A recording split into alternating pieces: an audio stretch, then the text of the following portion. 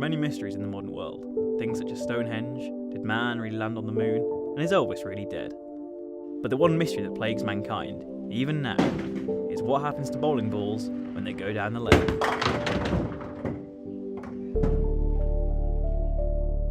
We have the answers as to the whereabouts of Bigfoot, and we can confirm that Tupac is in Cuba. But why is it we've never questioned? What happens to the balls? We take to the streets to find out what the public think. So, what happens to bowling balls when they go down the lane? It goes round the side like that, and it cuts in for the strike on the bowl. Okay. It puts all 10 pins down. We did kidnap the barman once, because he packed in his job to work for another pub. Ducks and birds. Great. And trees. 5 of us got in a transit van one night and pulled out the pub we went to work for. Walked behind the bar and all 5 of us carried him out and took him back to the hut. That's stamping bowling. In space.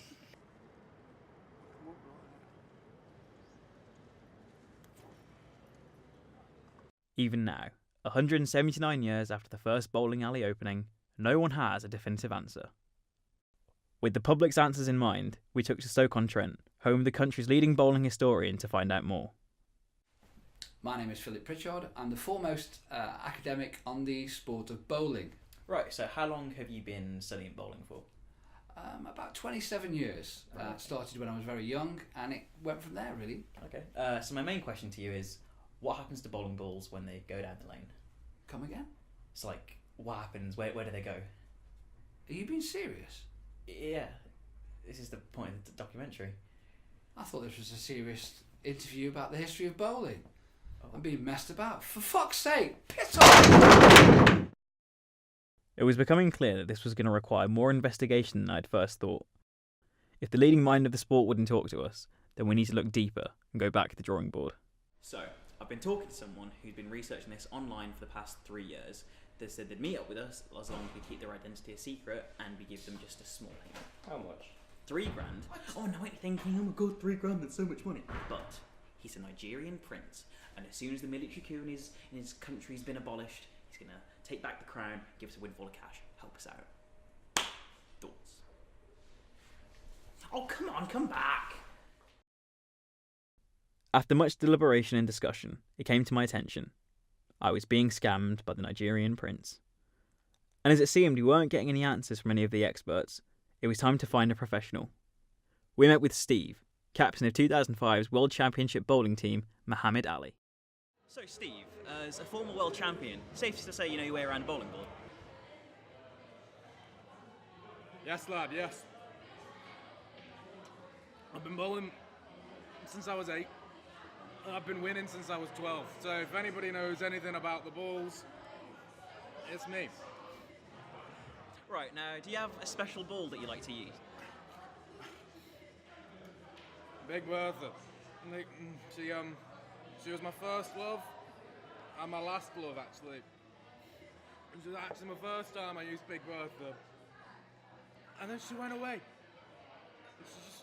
She just disappeared, never to be seen. She came back different. So, how'd you meet? I think she was cloned or something. Down the lane she went. She came back purple. I don't know how. So could cloning really be the answer? The only surefire way to tell was taking to the lanes myself. It was finally time to find out what happens. As I threw the ball, I was filled with intrigue and emotion, wondering how far I'd come.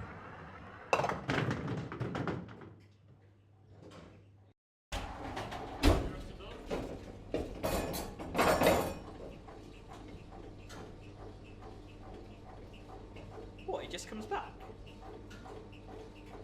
Oh, fuck! Fuck! Oh, no!